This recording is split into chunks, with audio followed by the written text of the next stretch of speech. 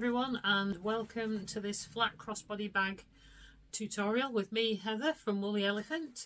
So this is the bag that we're going to be making today in this tutorial.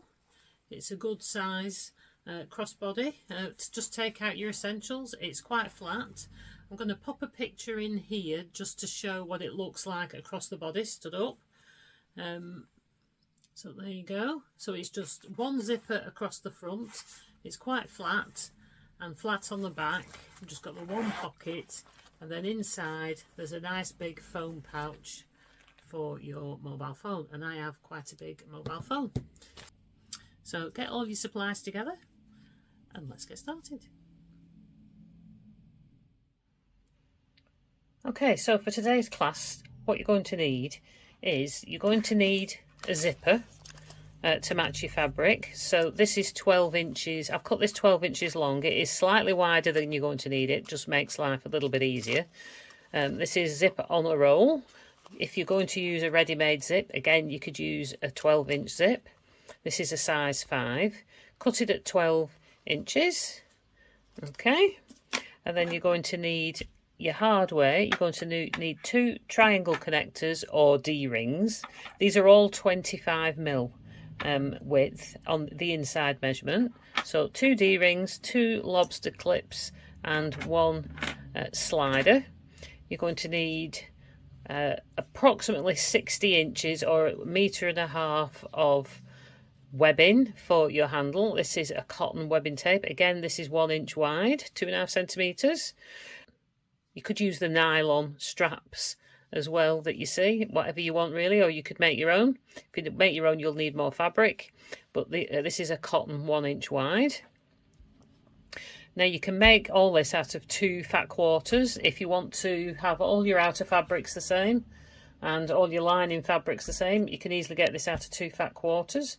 So I've just made it out of 3 different fabrics here. You could also use faux leather on the back or cork. I've done quite a lot of faux leather ones on the back because this piece is going to be up against your body anyway. Make your pretty fabrics go further. So faux leather, cork, quilting cotton, whatever you choose. You'll also need a fat quarter of fusible fleece, H630, H640, VH870. Choice is yours on that. H630 and 640 are by Vlizoline. I've got the equivalent on here of H630. They used to do this one called Quiltex. They don't anymore, but H630 is basically the same as that. I've just got a lot of this to use up. But VH870, which is more like a compressed fleece, is fusible as well, and that's not branded, that one, but it's quite a good one, and it just gives you a little bit of a firmer feel. So you'll also need approximately 1/2 meter of your fusible interfacing as well. You could use cotton woven interfacing. I have a preference for cotton woven interfacing, and that's what I've put on mine, I think. If you haven't got that, like I say, just a lightweight non-woven interfacing works well. So what we're going to do is cut out pattern piece A. Pattern piece A, this is for the lower front of your bag. So here's one I've half done. So you're going to use this piece as pattern A, so 9.5 inches tall by 10.5 inches wide. All my measurements are height by width. So 9.5 by 10, do the equivalent in your cotton woven or whatever interfacing you're using and in your wadding. For pattern piece B, you want a piece that's 3.25 inches tall by 10.5 inches wide. And again, you want interfacing and wadding in the same measurements as well. And then pattern piece C is the back of your bag. So again, you can either do it in a matching fabric, you can do it in, I'm doing this, it's like a canvasy or upholstery type fabric. You can use faux leather, you can use cork. If you're using a cotton fabric, so you'll need to cut one of those 13 inches tall by 10.5 inches wide. If you're using cotton, you'll need a piece of your iron-on interfacing as well. and a piece of your wadding, all cut the same size. If, like me, I'm using like an upholstery fabric that's got a bit of a backing on it already, you won't need your interfacing, but you'll still need your wadding. You probably won't need interfacing with your faux leather either, but again, still have your wadding. So that's the front of your bag. So if you're cutting them all out of one piece of fabric, you can see they could be laid out like that, easy enough to get out of a fat quarter. And then for your lining fabrics, we've got, again, this is, again, the lower part of the front. 9.5 inches tall by 10.5 inches wide. This is piece E. This is the bottom front of your bag. This piece here, I've laid these here, so this shows you how you would lay them out to get all these out of a fat quarter, because you've got an extra piece here. So you would have these two side by side. Your fat quarter might be approximately 18 tall by 22 inches wide, so you can put these your selvage edges, your 22 along this length, your 18 along the height here, and then you should get all 4 pieces out. So E is 9.5 by 10. D, this is your pocket piece, which is 8 by 12, but you could also, I'm just doing it in one piece and folded it in half. You could also halve that measurement and add on a little seam allowance, and you could have a different fabric on the front and a different fabric on the back. So you need one of those. You need, put your iron-on interfacing on the back of these as well. So you need one in that size, one in that size. This is the back. That wadding shouldn't be there. That's going on the outer fabric. So one for your back lining, 13 tall by 10.5 wide. It's and F is the top part of your front of your bag, 3.25 by 10.5 inches wide. Again, both with iron-on interfacing on the back. You can see I've left a little bit of selvage here. I'm using a 1/2 inch seam allowance. It's quite a reasonable seam allowance. You could do this smaller if you wanted to, but just adjust your measurements, or if you don't do it at 1/2 inch, you can do it a bit less and your bag will just come out slightly bigger. I've left a bit of the selvage in here, so if you are going into the selvage a little bit, trying to cut your fabric, it won't matter as long as it's within a 1/2 inch. That could be in there and be used.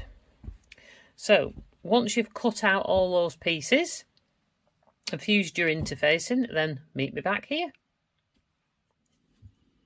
Okay, so this is fray check, prim fray check.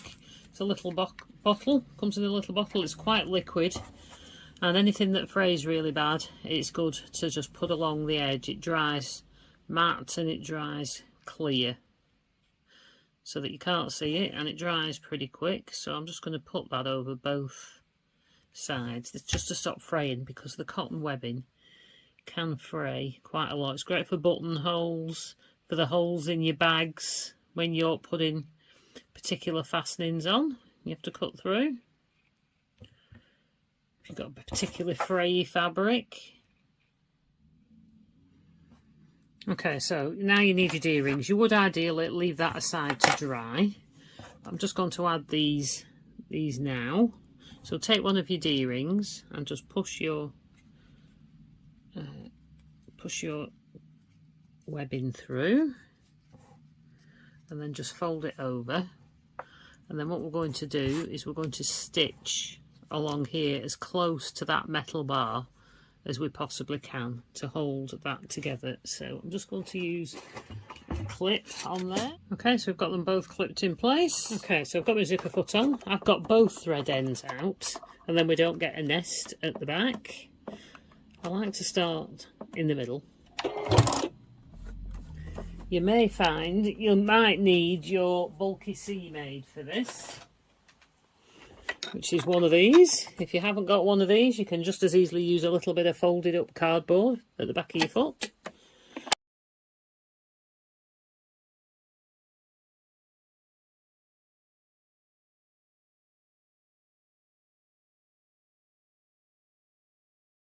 Pull that out and tie them off. I want to be 100% sure that they don't come undone, and then you can trim that quite close, and then that shouldn't come undone. Okay, so once you've done that, do your second one and then meet me back here. Okay, so that's both strap connectors done. Now if you wanted to, you could run a couple of stitches here across the end, just to hold the ends together, or you could put a dab of Fabri-Tac.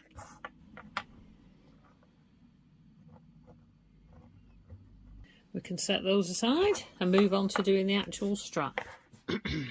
Now you can do the same on the end of this to seal the ends in a little bit if you want to do overlock or zigzag or fray check, but I'm going to try and tuck the end in and hide the end anyway, so preferably I might just on these ends just use a bit of fray check, because I'm going to seal that end in.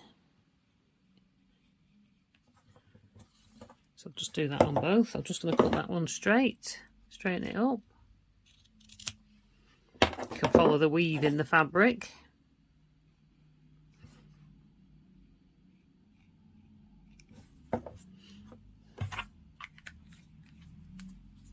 You can also buy strap hardware in strap ends, like a metal overlay, or you could make one out of a little piece of cork or faux leather you could stitch over the end as well.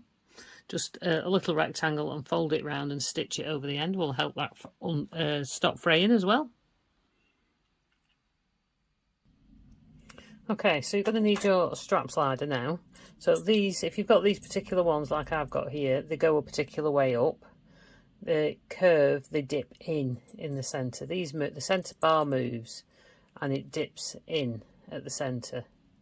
Like that. There's a smooth curve there.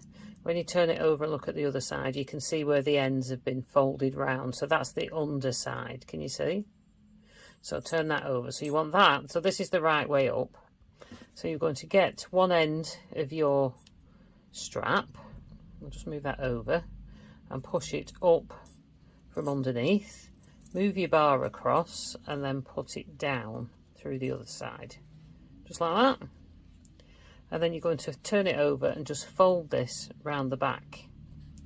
Now, a couple of inches. I like to do it a couple of inches, because when you're sewing it down, you're not right up against the bar and struggling to sew it into place. So I'm then going to fold that end under. So the raw end is going to be sealed inside. Can you see what I did there? So you just fold that over. I've just got a bit of a fray that I didn't get rid of. That fray check's not dry yet. It stops it fraying once it's dried. Okay, so it's folded over a couple of inches, and then I'm going to fold over about 1/2 inch under the end, like that. So this is going to seal, by the time you've stitched this here, that's going to seal that end in. So we're just going to take that to the machine, and then we're just going to stitch that section there. I'm going to stitch a box. Okay. Okay, so I'm back at my machine. I'm just going to turn my stitch length up to 3 mil. Because you're going to see it on the outside, I'd like it to the stitch just to be a little bit bigger. I'll just take my clips off.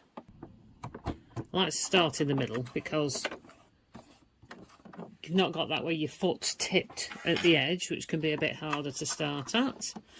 Okay, so I'm on the right side. The folded edge is underneath there. Now, if you're worried about that moving, you could glue that under there, let that dry first. A pair of tweezers is handy to have if you've got them here. And then we're just going to hold the threads. I've got both threads out again so I don't get any nesting, because again, if this is a piece that you see, you're going to see the stitching on both sides. I'll just get that round and under my foot. Sorry, a bit ham-fisted.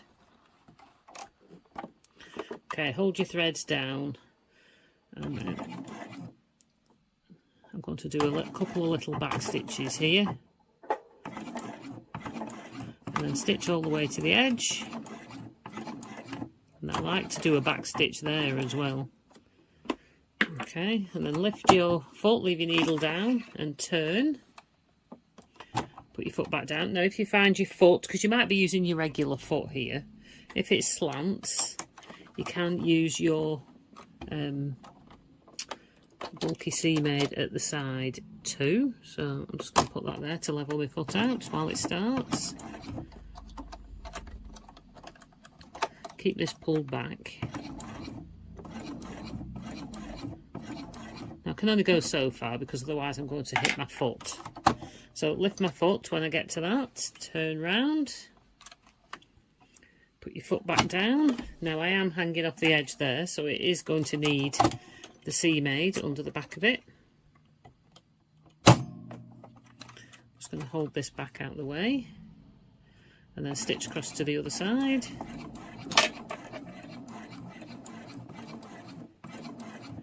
Okay, now I'm just going to use my tweezers to tuck that edge in there. Where you can see the frayed, this bit sticking out, I'm just going to tuck that in so I stitch over the end and everything's sealed in. Sorry, there's my seam aid, just went off the back because when I turn here,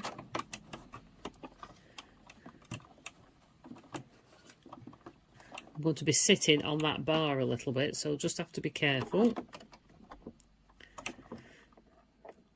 because it might just drop off.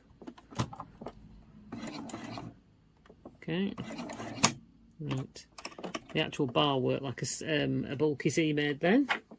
Just push that under.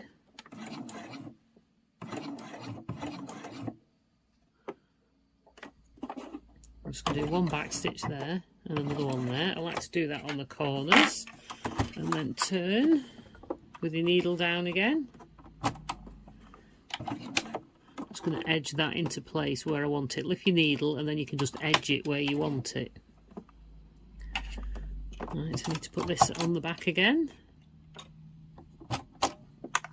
And then you've got a couple of stitches to get to the middle.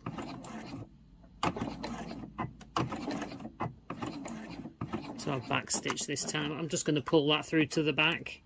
You could then, if you wanted to, you could stitch up here and then across here if you wanted to, where the raw edge is in there, but I'm hoping that should be okay because it's sealed inside there now. If you wanted to be 100% sure, you could just stitch around again, go around again and make sure nothing's going to come out.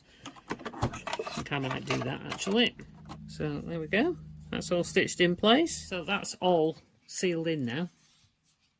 So now that's done. Okay, I've just put my ironing mat here so you don't hear clanking on the table from this hardware. So this is the bit you've just done.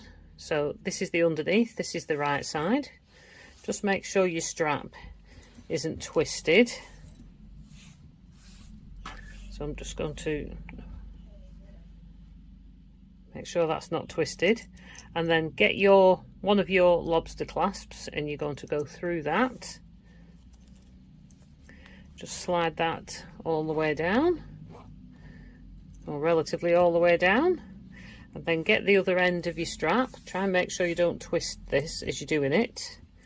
So you'll have the bottom here, so this is lined up like this, no twists, double check there's no twists,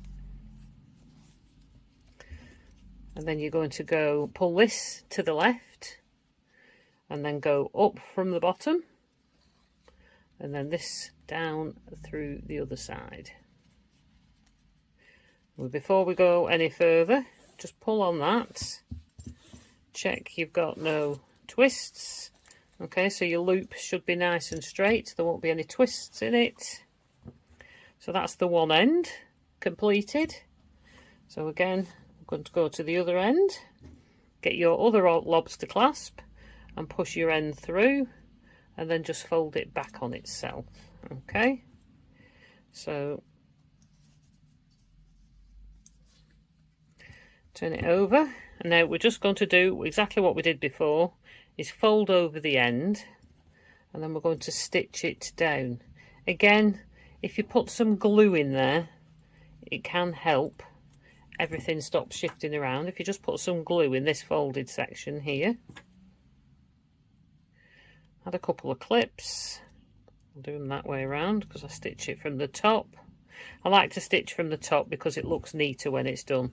Just again, double and triple check everything is all facing in the right direction. There's nothing twisted, so that's right. That'll be like that. If it's not, you can change it now before you sew anything down. So that's lying flat. So you just need to go now and do exactly what we did on this section. You're just going to do the same here, being absolutely careful that you don't hit this bar with your needle. So maybe start in the middle, so turn here, go up to about here, turn and go across. Don't go all the way up to the bar, because when you turn, the back of your foot will hit up here.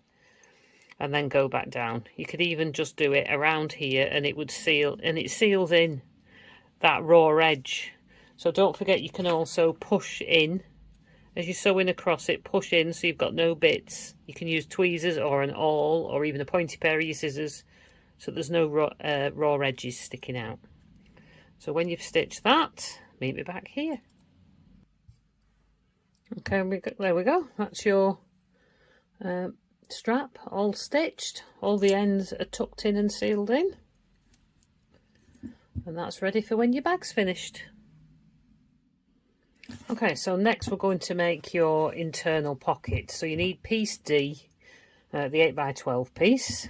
Just take my label off. If you're going to make more of these, you can always keep these to put on your next pieces. So we're just going to have the short edges at the side, long edge at the bottom, and then just fold it in half. Add a couple of pins or clips. Okay, I'm just going to mark a gap where I'm going to turn it through. So I like to just do about the width, roughly the width of my hand for something like this. Okay, stitch that in the middle. So we can start stitching at this side and stitch to here, or we can start stitching here and stitch to there, it doesn't really matter. Jump across this gap and then stitch around this side, and you need to back stitch at the start and the finish. I'm just going to show you how to make this so you don't tear your seams apart as you're turning it through. Okay, so I'm going to stitch from my line round one side, and then I'm going to stitch from that line down this side. Now, a new way I've learned, this was not my way, I learned this, I watched that many channels, I'm not sure who from, but it wasn't my idea. It's when you're stitching your opening here, instead of just starting here and back stitching and then stitching along, we're going to start here, or start here and then back stitch to there and then come this way. Okay, so I'm just going to put, in fact we'll start on that point. We're going to do 1/4 of an inch seam allowance on this bit. Most of it I've done 1/2 an inch, but this bit you only need to do 1/4 of an inch. So I'm just going to put my needle down, and then I'm just going to turn and stitch towards the raw edge. Just a couple of stitches, go back to where I was, and then turn and then start stitching.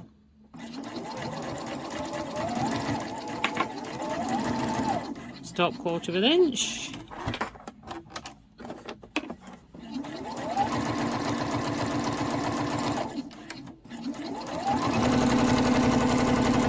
Right, remember to back stitch there.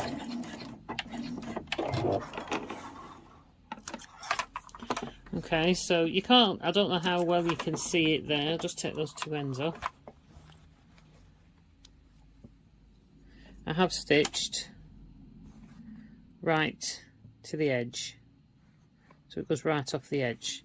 So then I'm going to go to this side and do exactly the same thing. In fact, I'll do it here. I'll start at this edge because I'm going the opposite way, so I don't have to turn it over. So back stitch at the top,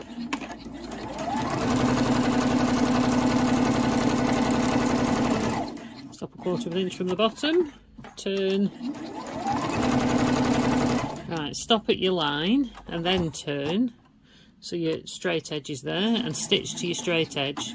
You can back stitch there as well, and then cut your thread.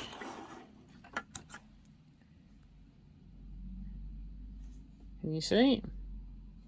It's not zooming in very well, but I've stitched here down to here. The same on that side. Okay, now I'm just going to trim trim across the corners. Make sure you don't trim your stitching. Cut that one at an angle. This is your folded edge. If you're sewing two pieces of fabric together rather than just folding one in half, make sure you do all four corners. You can grade them a little bit more if you find your corners are a bit bulky. I like to cut the corner off and then cut a bit further in so you get that kind of look. And then we're going to turn that through. And because when you turn it through, you've got stitches right to the edge, the strain when you're turning it through is put on this bit rather on this bit. So I'll just turn that through.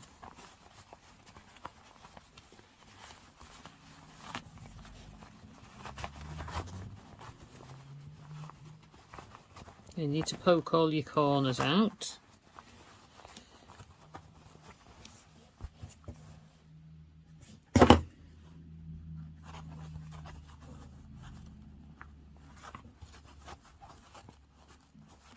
These scissors have quite a blunt tip, not a pointy tip, so they're quite handy. They're just pointing out. Be careful you don't punch through your corners though. Now can you see when I pull that close, that gap, it closes up easier.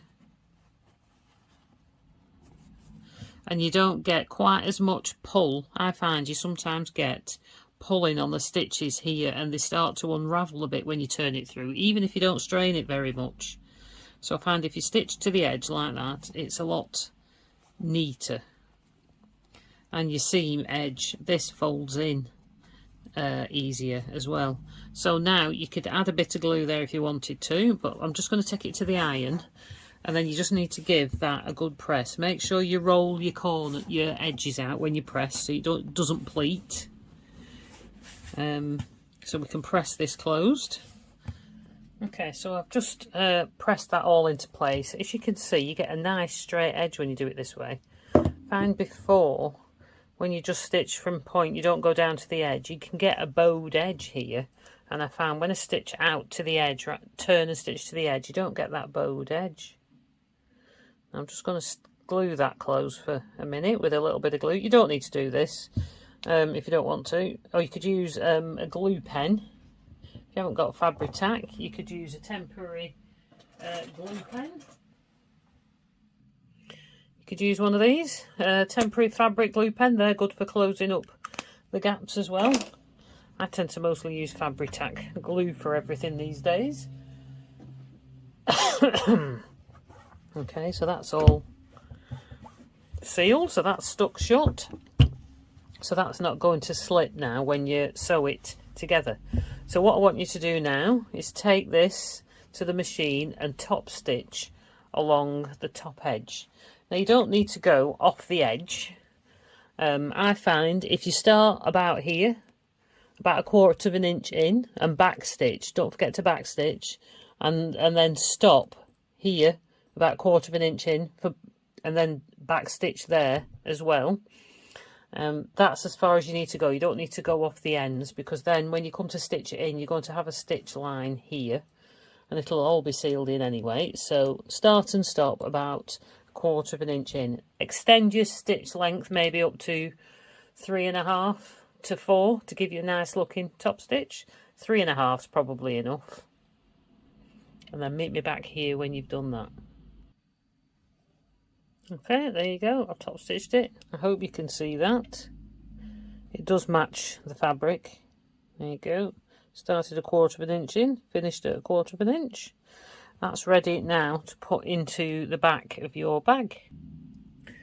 Okay, so you need to get your back panel, back inside panel, which is panel G. This is your lining for the back. Now we're just going to find the centres, top and bottom. So I'm just going to fold it in half and then do a couple of little snips. We've got a 1/2 inch seam allowance here, so we're not going to cut too far in. Okay, so you've got your little triangles at the top and the bottom. So now we're going to place the pocket. So your top stitched edge, your top stitched edge is the top. Gosh, that's a mouthful. And we're going to place that at about 4.5 inches down. So we're going to place the pocket, oh, let me just take that, we're going to place the pocket 4.5 inches down from the top, centered. Now it's 10.5 inches wide, so half of that is 5.25. So your triangle is your center line. So if we place 5.25 roughly around the center mark, and we're going to sew 4.5 inches down. So align the top edge up with 4.5 and then line 5.25, which is the second line along there. So 5.25 is there. So we're going to line up the center of your pocket. So you can just fold that in half, and if you need to, you can use a pin to mark the center of that. It's better than marking it on, because these pens, the Sharpie friction pens, are all right inside your seam allowance, but they can reappear when it's cold. So you don't want it anywhere you might see it. So I'm just going to put a pin in the center there. I'm just going to put a pin in the center at the bottom, just to make sure we get everything lined up straight.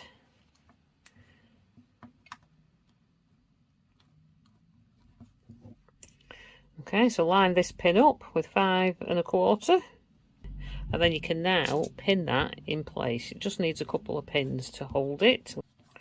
There we go. So that's just held in now.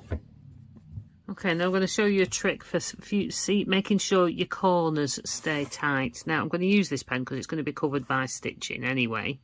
And you want to, if you draw a little triangle in the corner like that on both sides, about 1/8 of an inch in away from the sides. Can you see that?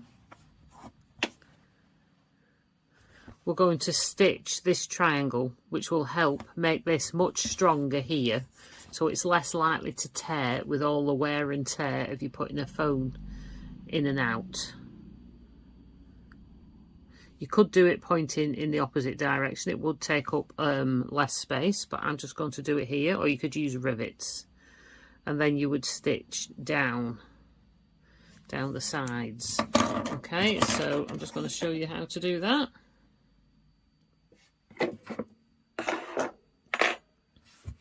Okay, so let's go to the machine so I can see it gets in the right place. There we go. And then I'm going to do a back stitch, stitch 2 down. I like to back stitch here a couple of times. So 2 down, and then you're going to turn, swivel it round so that you're then going up at an angle.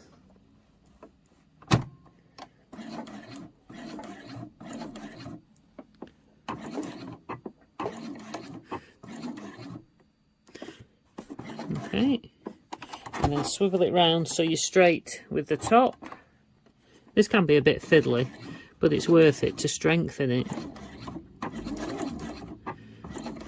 Okay, and then swivel round, and then you're ready to stitch going straight down.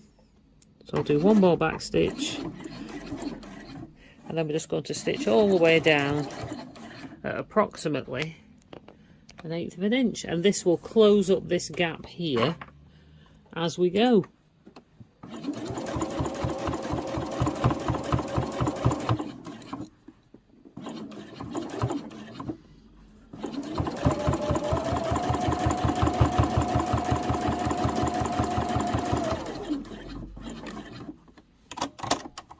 Move your needle in and turn.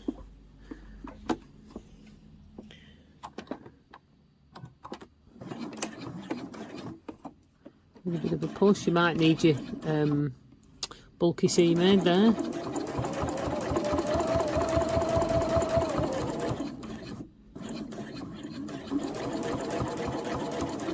Stop just before the corner, turn.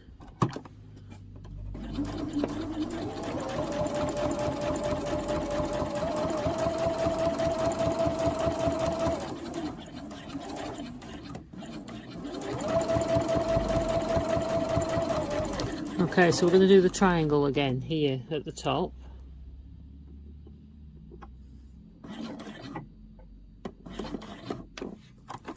Okay, turn. 1, 2, 2 or 3 stitches there, and then turn so you're going across the diagonal. If you're doing this in a coordinating thread, you can barely see it. And I'm going to turn all the way back to the top, and then I'm going to back stitch there as well.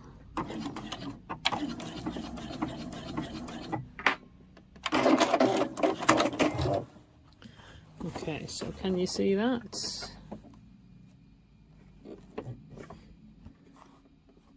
So that is stitched up, across, and across there like that in a little triangle. And that adds, let me just take that pin out and you can see, that adds extra strength here. Okay, so now another thing you can do, if you're hard on a bag, if you worry about these tearing, before you put your pocket on, behind this you could put an extra strip of interfacing. If you said have Decaville light, or some old pieces of faux leather or canvas or something like that, and then where this stitching is here, before you would stitch, you could either just put pieces where you're going to stitch, which is awkward. You could, if you just add an extra strip of interfacing across this section here, then when you stitch these, they're going through another layer and it helps grab hold of it just that little bit more.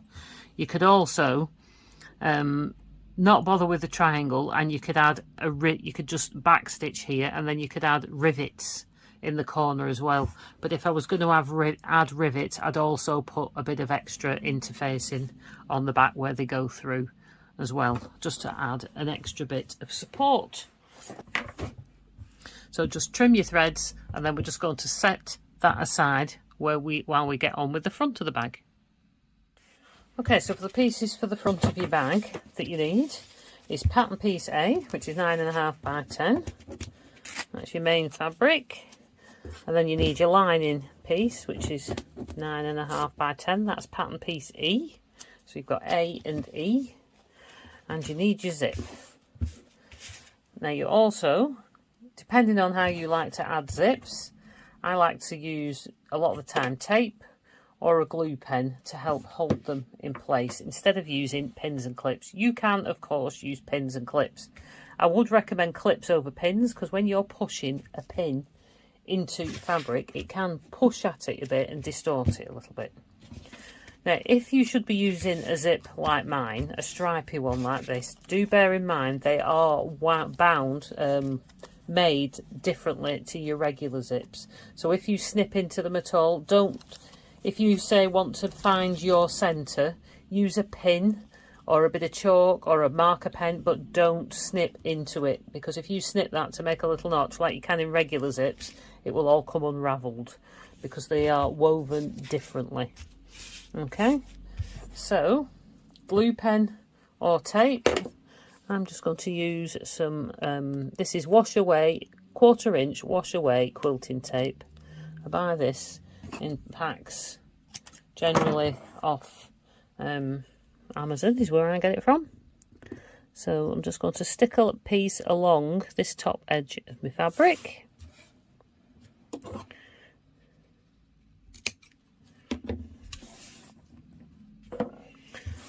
So then I think I've used tweezers are good for getting the backing off. Some of these are better than others. Some that you buy, the backing comes off a lot easier. So then take your zip and place it centrally. Move my zip. Place it centrally so you've got an even overhang on each edge, and just press that onto the tape. Just going to undo that a little bit. You need to make sure as well which way up you like. From which side do you like to unfasten your zip? Bear in mind, this is the way it's going to be when it's against you. Now, if it's on my right, in fact, we'll do that. If your bag is up against you like this on your right, do you like to open it and pull this way, or do you use your left hand and pull it this way? So you need to bear that in mind if you're making this bag for yourself, which way the zipper opens. Okay, so that's the end I'm going to pull mine from, which will open it up. You could do some stitches across the end, make sure your zip doesn't fall off if you want to do. But if mine was up against me like this, I would have my zip at this end. So now when I turn that round when I'm working, my zipper pull is on the right. If you want it the other way, you would have your zipper pull on the left.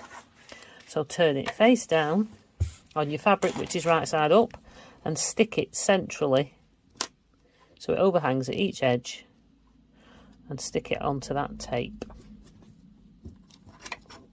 I'm just going to pull that a bit further. Okay, so that is now stuck on there. Now we can if you put another piece on, right on the top edge of that.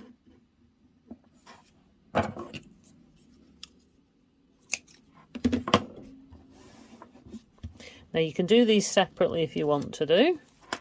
This tape's quite compliant this time. And then you're going to put your lining face down on top of this, so you're sandwiching your zip in between. Now if you've got a directional fabric, make sure, if you fold it back like this, make sure that it's pointed in the right direction. This one I don't think it really matters, but if it was directional, you'd want to make sure it's pointing upwards like that. Even though you can't really see it inside your bag, you still want it facing the right way up. And then just line it up centrally. You could put marks in the top of these pieces of fabric. We can just line it up with the edges here and then stick that down. I think I'm quite lined up there. Okay, so that's all stuck and that's nice and straight. So we're now going to go and stitch that. You can do that at about 1/4 of an inch to 3/8 of an inch. There we go, because you've got 1/2 inch from your zip there. So I think I'm still going to do roughly at 1/4 of an inch, just because that's easier to do. So use your regular stitch length of 2.4. You don't need to backstitch at the start and the end if you don't want to. I always do just through habit, but the choice is yours on that one because it will be hidden in a seam. Okay, on my machine, when I put it in, the edge of my foot here, when it's pressed up against the zipper feet, it's roughly gives me the 1/4 of an inch. That's the 1/4 of an inch mark on mine. I can always take it over. I'm just a bit in from it. I can always move my needle over a couple of notches, and then I know I'll be at 1/4 of an inch. So I'm starting off the edge and then just stitching straight down.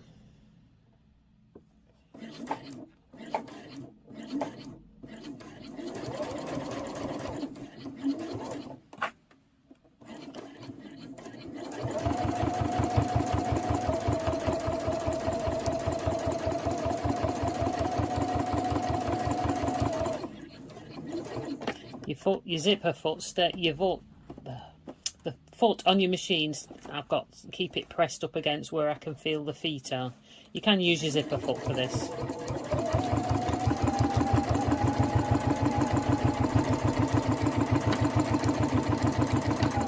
And I'm just going to stop there because I need to just pull the zipper back.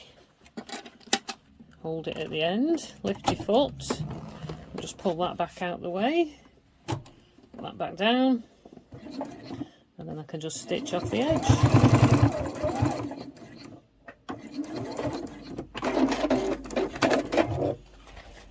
Okay, so and when you open it up, fold that back, and there you go. And we'll top stitch that once we've done the top one. I'm just going to give that a little press first though.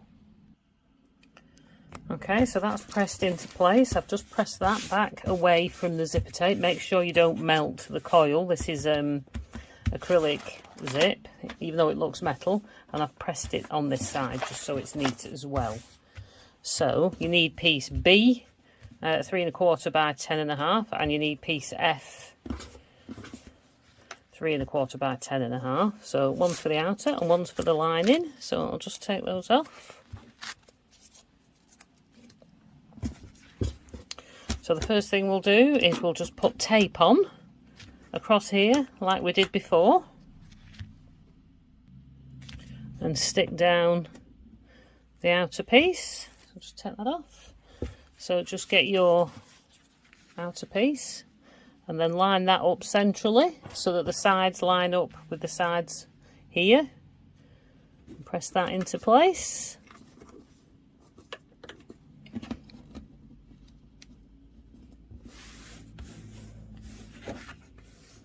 Okay, and then this time you need to turn it over.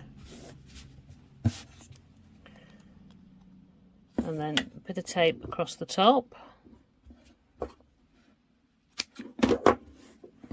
And then we're going to press this one into place. Okay, this is your lining. So make sure that's pressed so your sides line up here.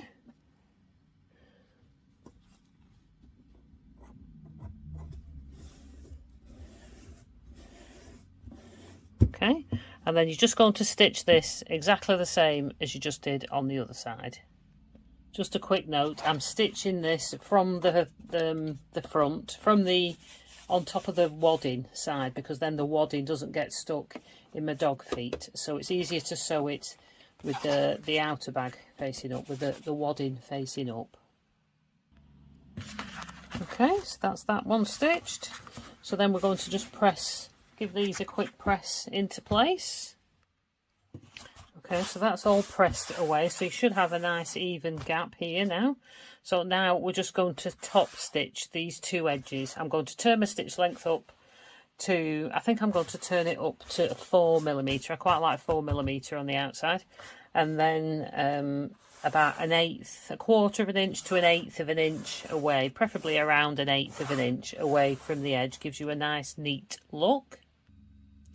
Okay, now the easiest thing I find to do here to get the width that you want is, I've turned my stitch length up to 4. If you can line the edge of your foot up with the edge of the teeth on your zipper, and then if you can move your needle across to where you want your top stitch to be. Now you've got a 1/2 inch leeway, so you can check it.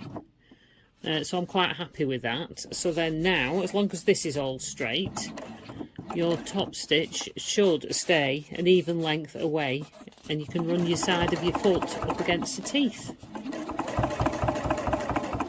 If your zip is, if you've sewn it in and it's a little bit wibbly wobbly, you want to try and follow the edge of the actual cotton fabric. So focus on a point here somewhere. Keep wherever this feeds in, try and keep it straight level with a mark on your foot. You can always put a permanent marker mark on your foot and follow that.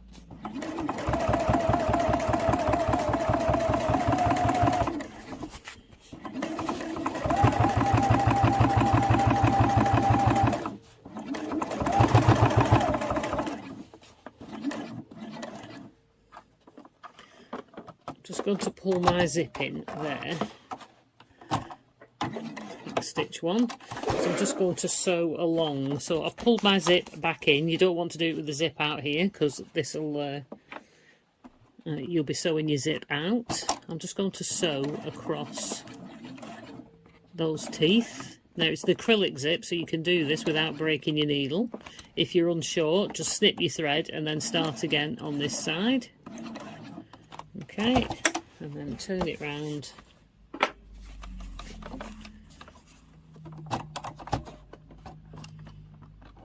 Until make sure this is lined up against the edge of the teeth, and sew down the other side.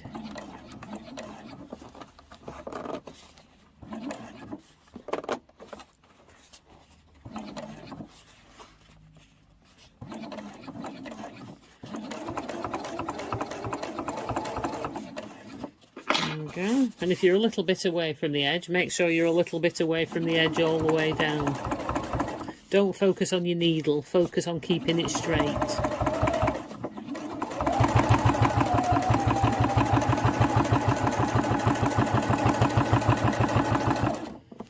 Okay, I'm just going to go back to there and turn, and I'm just going to sew across the end of the zip there as well.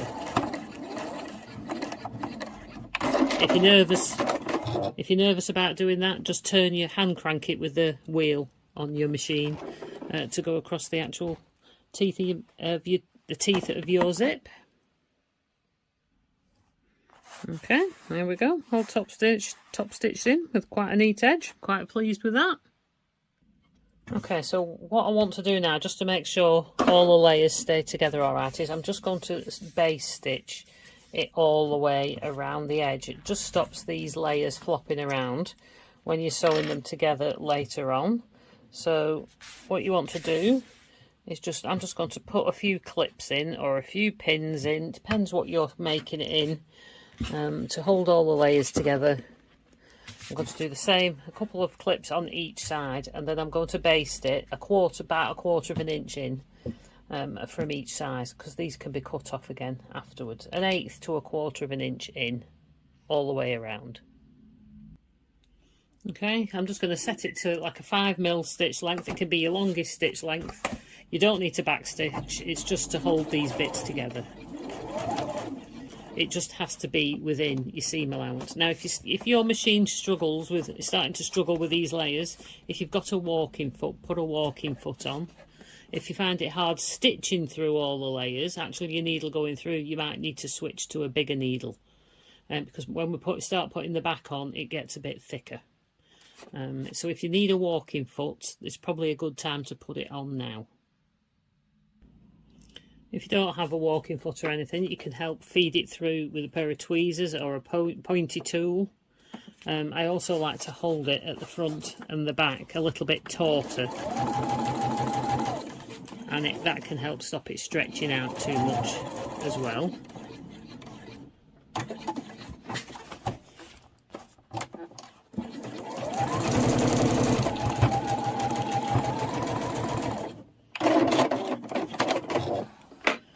Okay, now we are using a 1/2 inch stitch allowance here, so you have got quite a bit of leeway if it goes a bit wonky.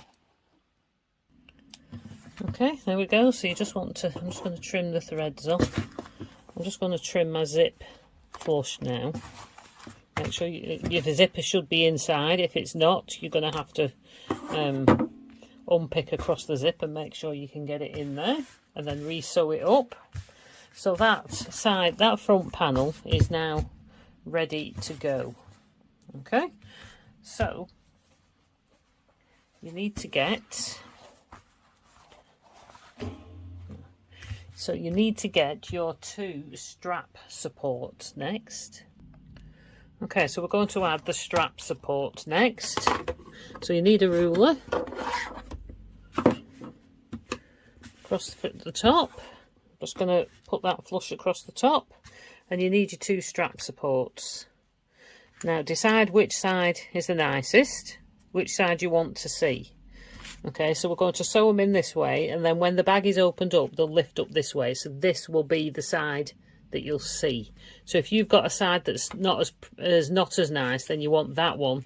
I'm going to put that one with the knot. I can see the little knot on there. I'm going to put that one to the back, so when it opens up, this will be the front. Okay, so do that first, get them which way round that you want them, that they look the best, and then we're just going to mark in 1.5 inches from both edges, which is there. Just mark within your seam allowance, and then we're going to put these up against, so the left side here and the right side here are up against that line. So we're doing to the inside of the line, and I'm going to overhang just by a little bit, not a lot. I like to have about 1/4 of an inch hanging over the edge. I just like to have a little bit more that's in there. I'm just going to put them clips on, and then we're just going to baste stitch those into place. Again, if you wanted to, if you're worried about them slipping when you're sewing, if you've got any Fabri-Tac, you could get that out and put a couple of dabs. Just make sure it doesn't show. Don't do it too far down. Oh, there we go, just a dab there, and I'll just put that back on. Same for that one. I'm just going to put a little bit there. You could use your glue stick as well. It's just a little bit to help it, about 1/4 of an inch overhanging. That little extra bit overhanging just helps when you turn your bag through and these pivot upwards. The little bit of extra hanging over the edge helps them turn and point in the right direction. Okay, so they're on. So you could just give that a minute or two, just for that glue to set a little bit. It doesn't gum up your needle or your machine. You just do need to just leave it only a couple of minutes. Okay, I'm just going to base stitch those in now. Just going to use my normal stitch length, maybe 3mm, a bit longer because it's getting a bit thicker. You want to just be about 1/4 of an inch, 1/8 to 1/4 of an inch in from the edge. You don't need to do back stitching. I'm just going to stitch across till I get to this one. Stitch across that one. Okay. So that's those basted in. That's them held in place now. So they shouldn't be crooked. If you've stitched it in crooked, you can just quickly unpick that and straighten it up. Should hopefully stop it going crooked later on. Okay, now again, if you haven't already, we're getting thicker layers now. You may want to put a slightly thicker, heavier needle in your machine. If you're using a 75 or an 80, you might want to go up to a 90 because it's getting quite thick depending on what you're making it in. A minimum of an 80, but a 90 you might find easier, or pull easier. Okay, so you've got piece C, panel C, 13 by 10.5. This is your back panel to your bag, so if you have that on your table, right side up. Now, just to be on the safe side, to make these sure these don't shift and you don't end up hitting your needle with them, I'm just going to use a couple of pieces of these tape and just tape them down, and then put this, your front panel, face down. Open your zip halfway first as well. Open your zip about halfway. Okay, so line everything up. Now it's better this way up, because if you've found when you've stitched all this, you've got little bits where it's pulled in and you can't quite see where the edge is properly. This will be the best way to sew it, this way up. Okay, so I'm just going to clip this. I'm going to clip it with my clips upside down because I'm going to flip it back over in a minute. I can see I've got it all pretty much lined up. So I've got some big clips here. I do like these. Just going to flip that back over now because I want my wadding side facing up. It's easier to sew with your wadding on the top. So we're now going to take that to the machine and sew that all the way around at 1/2 inch seam allowance. But if you find it easier doing width of foot, you could do that. It'll just give you a slightly narrower seam allowance, and it's a little bit less room to play with. If you've got any bits that have pulled in, I find you've got some bits that are a bit short or a bit wobbly, go to the full 1/2 inch seam allowance, because then there's a lot more room to play with then. Okay, so I'm just going to do width of foot. Okay, so I've changed my stitch length to 3. I normally use a 2.4, but for doing this, because it's a bit thicker, I'm going to use a 3mm, because I'm using thicker layers. So go all the way around. Don't leave any gaps. If you've got, it's probably a good idea to put your walking foot on, or you'll find it might stretch out at the bottom. If not, if you haven't got a walking foot, just get a pair of tweezers, something to help you push it through, and try and keep it flat. Don't hit it with your needle. That's about there. Leave your needle down and turn. Want to go another couple of stitches. Right, there we go. That's width of foot. You might need your bulky seam aid under the back if you struggle to get on.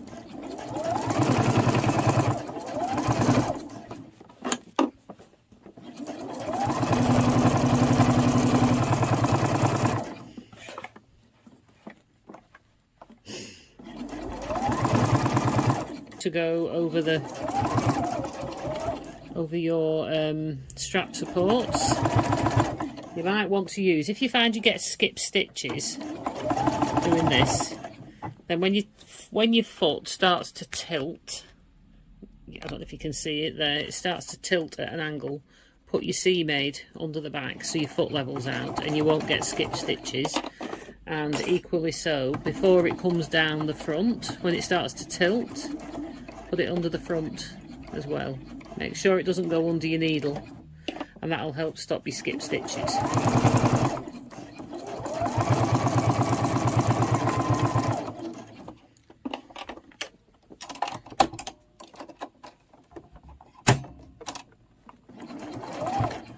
I'm just going to back stitch over there.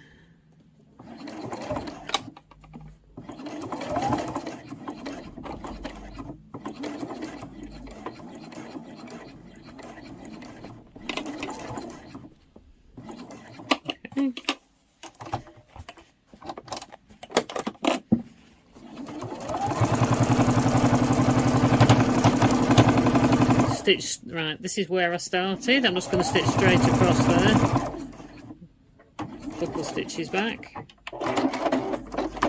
Okay, so I've gone all the way around to check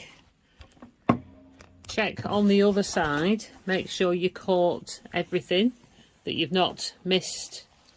Now, because I've done width of foot, you could easily, you know, where it goes narrower here, you could easily miss. Now, I have just caught it, but I'm not quite happy with that in case it frays. So I'm now going to go around again, and I'm going to make sure, now there's no clips on and nothing's going to move, I'm going to go around and stitch it again at a 1/2 inch seam allowance. Okay, so here we are. That's all your stitching done. So you can now see, you can see your gap here because we haven't stitched through this section. So trim any threads that need to be trimmed. Now I'm also going to trim my corners, and I'm going to trim my seam allowance down to just over 1/4 inch as well. Don't forget here where you've stitched out, you'll have to go, don't cut through that stitching. Stitch across the corners. Sorry, cut across the corners, don't cut through your stitches. Just going to grade that down a bit.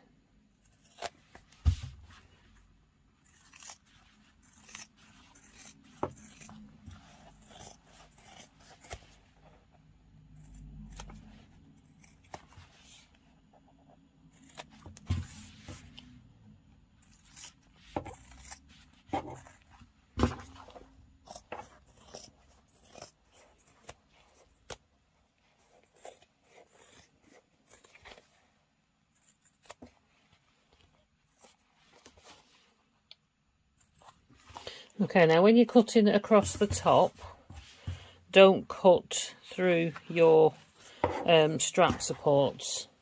Cut between those.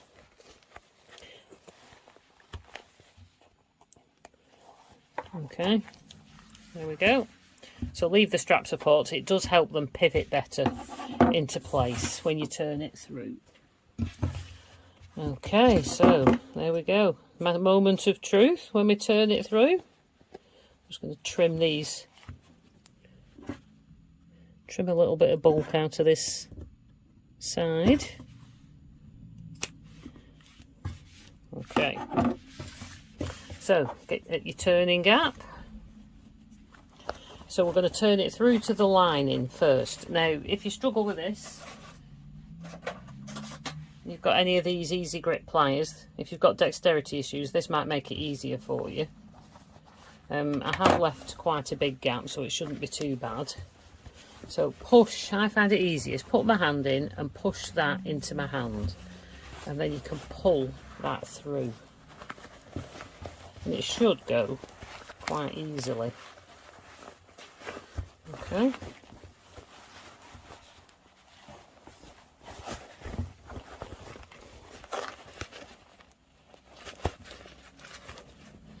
So as you can see, you've turned through to your lining first. Okay, so they're pushed through. Now you could close this gap up here. You can fold the side in it should just turn in like it did before. It'll fold on that 1/2 inch line, and you can use that stitch line that you can see as a guide for ladder stitching that up. Okay, you're not going to stitch that on your machine, you're going to have to hand stitch that, but I'm just going to add a bit of fabric tack on. In fact, no, I won't. So you're going to hand stitch that closed. But before I do that, I'll go back and do that at the end. I want to check everything's right first. So this is why you had to have your zip open. If you forgot, you can work it through, especially on these bigger zips. So now we're going to turn it through to the right side. So ideally, you'd stitch that up first. But I want to check that all my corners are neat before I do that. So turn it all through to the right side. Take this tape off.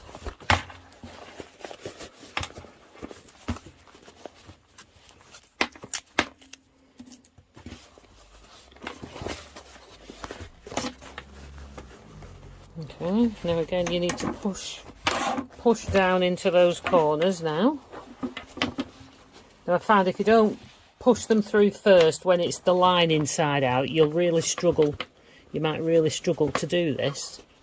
So that's all gone through quite easily, and I haven't used a tool there. Push the corners out up here. Quite happy with that. And then close up your zip. Give it a final press, and all bar sewing the gap up inside. That's your bag done. Look at that. How easy was that? So all that's left to do is to sew the gap up inside. So I'm going to show you how to do that next, and then we'll be finished. Okay, so to hand sew the turning in your bag, the turning hole in your bag. Now I've just added some glue in here to seal it up to start with, and we're going to start, the opening of the gap is about here. I've not gone right to the edge, so thread a needle. I've tied a knot in the end, and then I'm just going to start that off.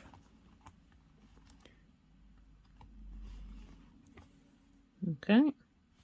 And then we're going to do like a ladder stitch. So you go, let me see if I can get in a bit closer.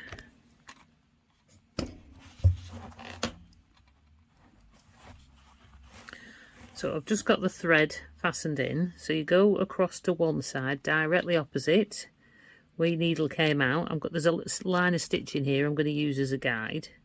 And then you go in, under, and then out. Okay, so you're stitching across, and then you come directly back to this side, and you go in, and I'm stitching towards the left here, on the same side, across. So as you can see, you're creating a ladder, and then directly opposite, do another one. I'll do one more back to this side. Okay, when I've done about 4 or 5 stitches, you can pull on that and it closes up, it zips up, and it's quite invisible. Okay, so I started up here, so then I'll just carry on. You go directly opposite where you've just come out, and across. You don't need to pull it tight then, and then directly back to the other side and across. Try and keep them relatively evenly spaced. I have seen a tip where your thumb is here, you can draw evenly spaced lines on your thumb and use that as a guide. Okay, so I'll just do a couple more.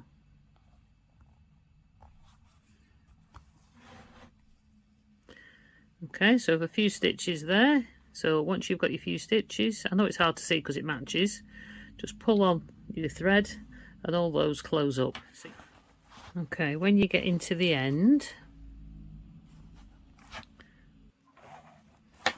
okay, so I'm at the end, and all I like to do is I will go back in and do a couple of little oversews, and then take it, as you pull in the loop there, put your needle through that loop and pull it off. Just do that a couple of times, and then you can bury the thread inside the bag. So I take it in and then up through the lining a bit further away, my needle out there, give it pull on it quite tightly, snip the thread, and it disappears back inside the bag. And you've got a nice, neat, invisible, sewn up turning gap. Okay, so there you go, you're all completed. All you need to do is attach your strap and you're ready to go. We've stitched up the inside, we've given it a good press, and that's your new crossbody bag. Okay, I hope you enjoyed that tutorial. Please take pictures of yours and share them on my Woolly Elephant Facebook page. I'd love to see yours.